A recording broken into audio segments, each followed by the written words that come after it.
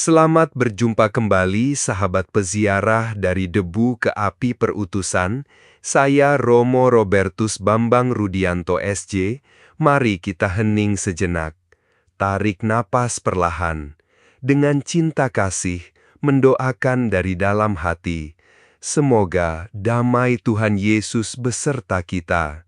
Ke diri sendiri, ke ruangan rumah tempat kita berada, ke wilayah di luar ruangan rumah tempat kita berada, ke pulau, negara, benua tempat kita berada, ke bumi dan seluruh alam semesta.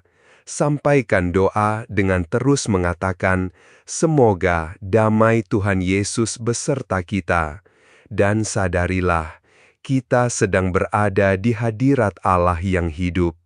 Kita datang bukan sekadar untuk membaca teks, tetapi untuk membiarkan sabda Tuhan membaca hidup kita. Kiranya Roh Kudus menuntun hati kita, supaya apa yang kita dengar hari ini sungguh menjadi fondasi, peneguh, dan arah langkah kita. Marilah kita awali renungan ini dengan doa pembukaan.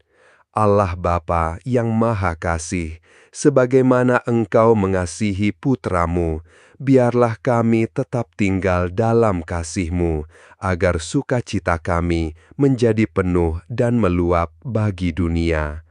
Amin. Hari ini kita mendengarkan Kisah Para Rasul 15 ayat 7-21, Mazmur 96, dan Injil Yohanes 15 ayat 9-11.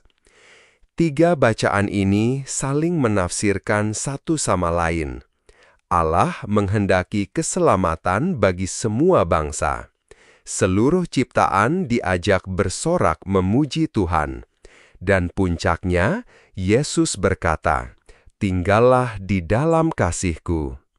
Jadi, pusat permenungan kita bukan pertama-tama apa yang harus kita lakukan, melainkan di dalam kasih siapa kita tinggal. Dalam bacaan pertama, Petrus berbicara di tengah perdebatan gereja perdana.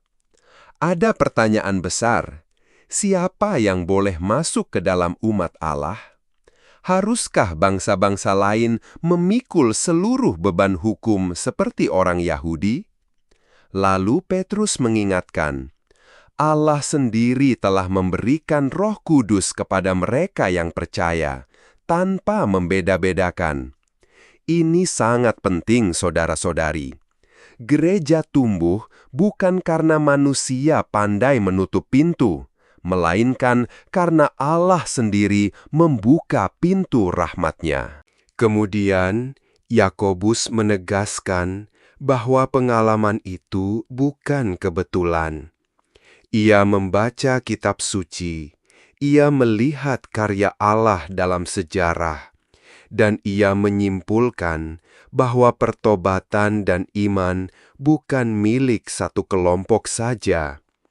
Ada kebijaksanaan rohani di sini. Keputusan gereja harus lahir dari mendengarkan Roh, membaca sabda, dan peka terhadap kenyataan umat. Bukan keras kepala, bukan semata-mata tradisi tanpa jiwa, tetapi ketaatan pada karya Allah yang sedang berlangsung. Nah, dari sini kita belajar sesuatu yang sangat Ignasian, discernment, penataan batin. Kapan kita sungguh mendengarkan Allah? Ketika hati tidak dikunci oleh rasa paling benar sendiri. Ketika kita rela bertanya, Roh Kudus sedang bekerja di mana? Dalam hidup sehari-hari, ini berarti kita perlu menimbang dengan jujur. Apakah keputusan kita lahir dari cinta, dari damai, dari kebebasan batin? Ataukah justru dari gengsi, ketakutan, atau kelekatan yang tidak teratur? Bacaan kedua, Mazmur 96, membuka cakrawala yang lebih luas. Nyanyikanlah nyanyian baru bagi Tuhan. Wartakanlah keselamatannya dari hari ke hari. Ini bukan sekedar ajakan bernyanyi. Ini adalah seruan misi. Kalau keselamatan Allah benar-benar kita alami, maka lidah kita tidak bisa diam. Iman yang hidup selalu menemukan bentuk dalam pujian, kesaksian, dan pewartaan. Mazmur ini juga mengingatkan bahwa Tuhan bukan milik kelompok kecil. Segala bangsa, segala suku, seluruh bumi dipanggil bersukacita di hadapannya. Di sini kita bisa membuka jendela Fransiskan. Santo Fransiskus Assisi melihat seluruh ciptaan sebagai saudara dan saudari. Jika seluruh bumi bersorak bagi Tuhan, maka kita tidak boleh memperlakukan alam sebagai benda mati yang bisa dieksploitasi sesuka hati. Saudara-saudari, kalau kita sungguh bernyanyi bagi Tuhan, maka hidup kita harus menjadi lagu yang merawat, bukan merusak, menyejukkan, bukan menindas. Pertobatan ekologis bukan tambahan kecil, melainkan bagian dari pujian kepada Allah. Lalu kita masuk ke Injil. Tinggallah di dalam kasih-Ku. Ini kalimat yang sangat dalam. Yesus tidak berkata, "Bekerjalah keras supaya Aku mengasihi kamu." Ia berkata, "Tinggallah." Artinya, kasih itu lebih dulu dianugerahkan, lalu kita diminta hidup di dalamnya. Seperti ranting tinggal pada pokok anggur, demikian kita tinggal di dalam Kristus. Kalau ranting terlepas, ia tidak punya hidup. Kalau kita terlepas dari kasih Kristus, kita mungkin masih aktif, masih sibuk, masih terlihat religius, tetapi kehilangan sumber daya rohani. Yesus lalu menegaskan bahwa kasih-Nya bukan perasaan yang naik turun. Kasih itu nyata dalam ketaatan kepada Bapa dan dalam sukacita yang penuh. Tinggallah dalam kasih-Ku, supaya sukacitamu menjadi penuh.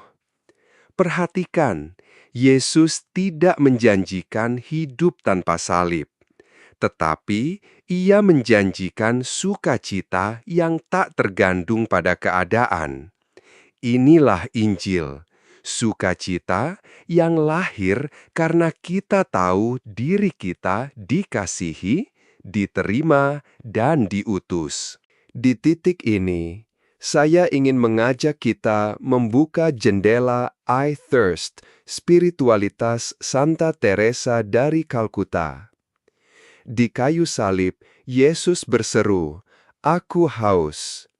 Dahaga Yesus bukan sekadar dahaga fisik. Itu dahaga akan kasih, akan jiwa-jiwa, akan tanggapan kita.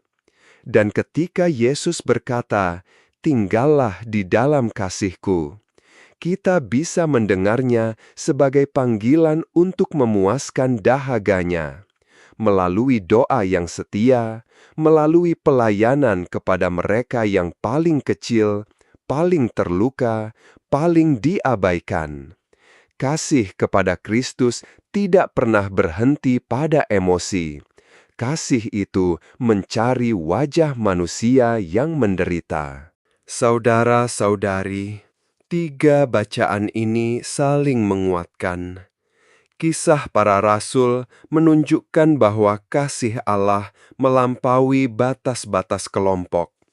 Mazmur 96 mengajar kita bahwa seluruh bumi dipanggil memuji Tuhan. Dan Injil Yohanes memberi inti terdalamnya, tinggal dalam kasih. Jadi kalau ada orang bertanya, apa yang harus menjadi dasar hidup rohani kita? Jawabannya bukan pertama-tama aturan, bukan semata-mata aktivitas, melainkan tinggal dalam kasih. Dari sana lahir keterbukaan pada sesama, kepedulian pada ciptaan, dan keberanian melayani yang lemah. Mari kita lihat secara lebih pribadi. Dalam kisah gereja perdana, ada keberanian untuk tidak mempersulit orang lain. Apakah saya juga memberi ruang bagi sesama untuk bertumbuh? Atau saya justru suka menghakimi, memasang beban, menuntut kesempurnaan yang saya sendiri belum mampu jalankan? Dalam terang Ignatius, pertanyaan ini sangat penting. Gerakan batin mana yang membuat saya makin bebas mencintai? Yang mana yang membuat saya makin kaku, makin tertutup, makin sibuk mempertahankan diri? Lalu, dari jendela Fransiskan, kita bisa bertanya, bagaimana relasi saya dengan rumah bersama? Apakah saya menjaga, menghemat, menghormati, dan mensyukuri ciptaan? Ataukah saya hidup seolah bumi ini tidak punya suara? Saudara-saudari, memuji Tuhan itu bukan hanya dengan bibir, tetapi dengan gaya hidup yang sederhana, damai, dan bertanggung jawab. Dan dari jendela I Thirst, pertanyaan lebih tajam lagi. Siapa yang sedang haus di sekitar saya?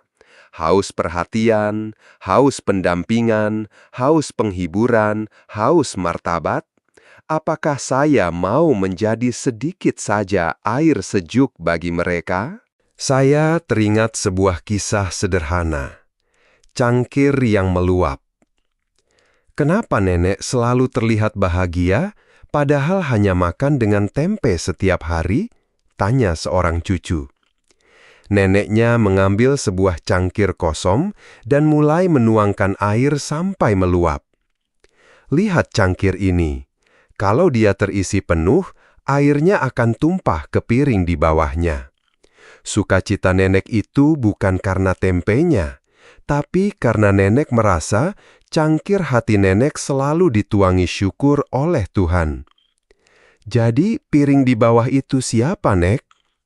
Piring itu orang-orang yang kamu temui. Kamu tidak bisa membagikan air kalau cangkirmu sendiri kering atau kosong.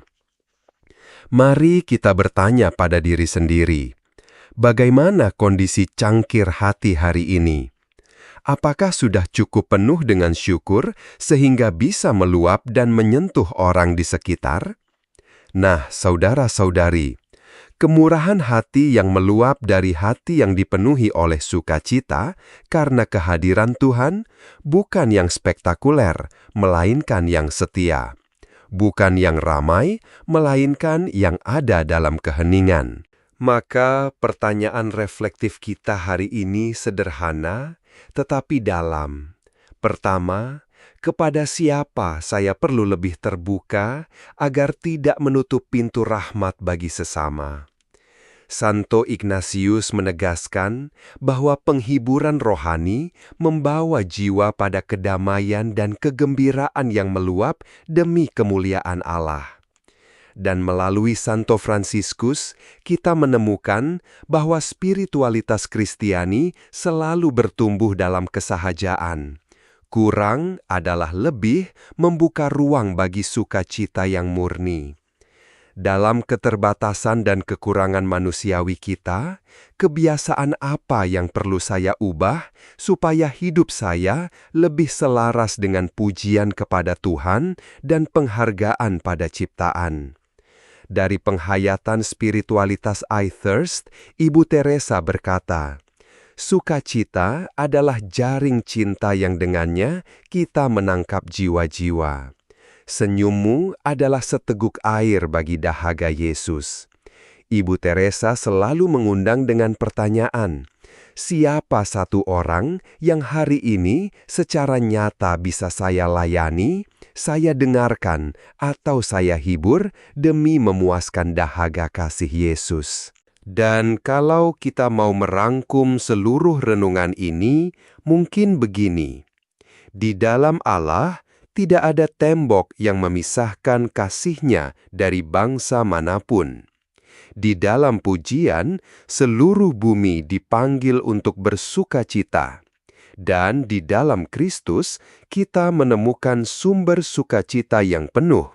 Maka, langkah konkret kita hari ini bisa sangat sederhana. Berdoa lebih hening selama beberapa menit, memilih satu tindakan kecil untuk merawat sesama atau ciptaan, dan mengunjungi, entah secara nyata atau melalui perhatian, seseorang yang sedang haus kasih.